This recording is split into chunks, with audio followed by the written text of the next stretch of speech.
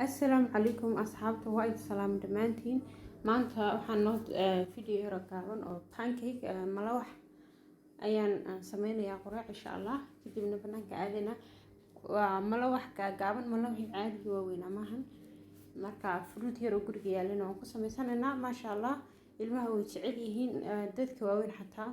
aad iyo aad u qurux badan u macaan yahay la socod wanaagsan hadana wax cusubta oo lagu sabiiri kartaa waxaan ka sameynayaa caano oo kun wax yar oo sonkor ah malab بس دقيقة وحويا دقيقة أنفحين مركا إن شاء الله وإنت